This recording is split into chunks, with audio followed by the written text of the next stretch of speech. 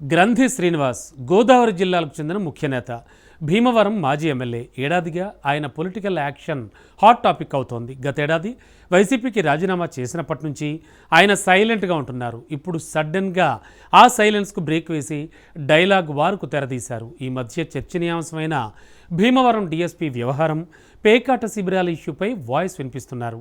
ఆ అంశంలో పవన్కు మద్దతుగా నిలుస్తూ జనసేనాని మనసు గెలిచేందుకు తన అస్త్రాన్ని బయటికి తీశారు గ్రంథి. ఒక్కో పేకాట క్లబ్ నుంచి నెలకు 10 లక్షల చొప్పున ఏ ప్రజాప్రతినిధులకు వెళ్ళాయి అంటూ కొత్త చర్చకు తెరదీశారు. దీంతో ఎమ్మెల్యే పులవర్తిని టార్గెట్ చేస్తున్నారనేటువంటి చర్చ జోరందుకుంది. రాష్ట్రంలో రాజకీయం ఒక ఎత్తు, భీమవరం కేంద్రంగా జరుగుతున్న రాజకీయం మరో ఎత్తు. అనుకోకుండా వచ్చిన తుపాన్ల భీమవరం డీఎస్పీ వ్యవహారంపై పవన్ కళ్యాణ్ వ్యాఖ్యలతో రాష్ట్రం ఒక్కసారిగా ఉలిక్కిపడింది.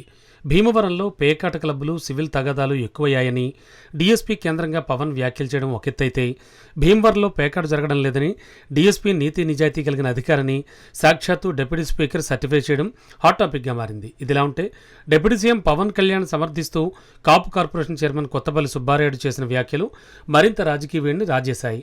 పవన్ కళ్యాణ్ సమర్థిస్తూ రఘురామకృష్ణదాస్ చేసిన వ్యాఖ్యలపై ప్రశ్నించడం మరింత రాజకీయ ప్రాధాన్యం సంతరించుకుంది. తాజాగా భీమవరం మాజీ ఎమ్మెల్యే గ్రంథి శ్రీనివాస్ డీఎస్పీ వ్యవహారంపై స్పందించడం, డిప్యూటీ సీఎంకు అనుకూలంగా డిప్యూటీ స్పీకర్కు వ్యతిరేకంగా కామెంట్స్ చేయడం సంచలనంగా మారింది.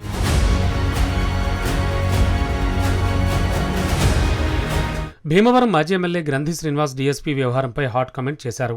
పేకాటకు భీమవరం రాష్ట్ర స్థాయిలోనూ కేంద్ర బిందువుగా మారింది అనడం చర్చనీయాంశమైంది. అంతేకాదు, భీమవరంలో ఒక్కొక్క క్లబ్కి 10 లక్షల రూపాయల చొప్పున పోలీసులు వసూలు చేస్తున్నారని డిప్యూటీ స్పీకర్ రఘురామకృష్ణదాస్కు వ్యతిరేకంగా డిప్యూటీ సీఎం పవన్ కళ్యాణ్ వ్యాఖ్యలకు అనుకూలంగా మాట్లాడడం సంచలనం సృష్టిస్తోంది. డీఎస్పీ వివాదం మొదలైన తర్వాత ఇప్పటివరకు మౌనంగా ఉన్న గ్రంథి శ్రీనివాస్ ఒక్కసారిగా నోరు విప్పడంపై రాజకీయ వర్గాల్లో చర్చనీయాంశంగా మారింది. మరోపక్క పవన్ కళ్యాణ్ అపాయింట్మెంట్ ఇస్తే నేరుగా కలిసి భీమవరం వ్యవహారాలపై మరింత సమాచారం అందజేస్తామని అనడం గ్రంథి చూపు జనసేనపై మళ్లినట్టుగా పలువురు రాజకీయ విశ్లేషకులు అభివర్ణిస్తున్నారు. అయితే భీమవరం జనసేన ఎమ్మెల్యే పులవర్తి రామాంజనేయులను గ్రంథి టార్గెట్ చేస్తున్నారట. జనసేన ఎమ్మెల్యేను ఉద్దేశించి గ్రంథి ఈ వసూళ్ల ఆరోపణలు చేశారని అంటున్నారు. రాముడి పేరు పెట్టుకున్నవారంతా మంచి బాలుడు కాదనేది పవన్ కళ్యాణ్ గ్రహించాలని అంటున్నారు గ్రంథి శ్రీనివాస్. దీంతో ఆయన రామాంజనేయులను కార్నర్ చేస్తున్నట్లుగా చర్చ జరుగుతోంది.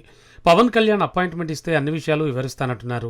జిల్లా కేంద్రం భీమవరం నుంచి తరలించేందుకు ఎమ్మెల్యే రామాంజనేయులు కుట్రలు పన్నుతున్నారని, ఎట్టి పరిస్థితుల్లో జిల్లా కేంద్రం భీమవరం నుంచి తరలి పోనివ్వమంటున్నారు. గతేడాది డిసెంబర్లో వైసీపీకి రిజైన్ చేసిన తర్వాత ఏ పార్టీతో సంబంధం లేదంటూ తన పని తాను చేసుకుంటూ పోతున్నారు గ్రంథి శ్రీనివాస్. కాపు సామాజిక వర్గానికి చెందిన గ్రంథి శ్రీనివాస్ కు ఆ వర్గంలో మంచి ఫాలోయింగ్ ఉంది. అయితే వైసీపీలో ఆయనకు పెద్దగా గుర్తింపు దక్కలేదని అప్పట్లో అసంతృప్తి వ్యక్తం చేశారు. గత ప్రభుత్వంలో మంత్రి పదవిని ఆశించినా ఆయన ఆశ నెరవేరలేదు. ఈ క్రమంలో వైసీపీ ఓడినప్పటి నుంచి పార్టీ యాక్టివిటీకి దూరంగా ఉంటున్నారు. పైగా ఫ్యాన్ పార్టీ గుడ్ బై కూడా చెప్పారు. ఈ క్రమంలోనే ఆయన టీడీపీ లేకపోతే బీజేపీలో చేరతారనే ప్రచారం జరిగింది.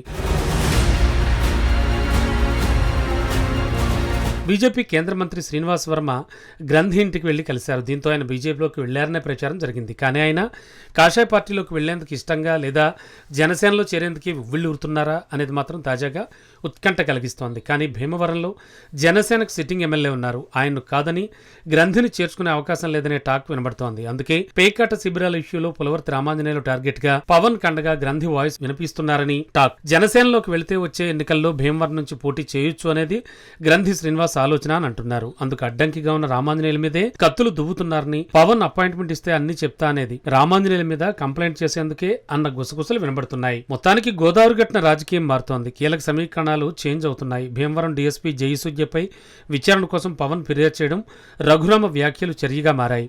ఇప్పుడు ఈ వ్యవహారంపై 2019 ఎన్నికల్లో పవన్ ను ఓడించిన గ్రంథి శ్రీనివాస్ స్పందించడం చర్చకు దారి తీస్తోంది. గ్రంథి చేసిన వ్యాఖ్యలు సంచలనంగా మారాయి. అయితే గ్రంథి సమయం సందర్భం చూసి మరీ కామెంట్స్ చేయడం వెనక పక్కా పొలిటికల్ ప్లాన్ ఉందని అంటున్నారు. ఇదే అదనుగా పేకాట శిబిరాల అంశాన్ని అడ్వాంటేజ్గా తీసుకుని పులవర్తి రామాంజనేయుల మీద బాణాలు ఎక్కుపెడుతున్నారట. గ్రంథి శ్రీనివాస్ పొలిటికల్ గేమ్ ఎంతవరకు సక్సెస్ అవుతుందో చూడాలి మరి.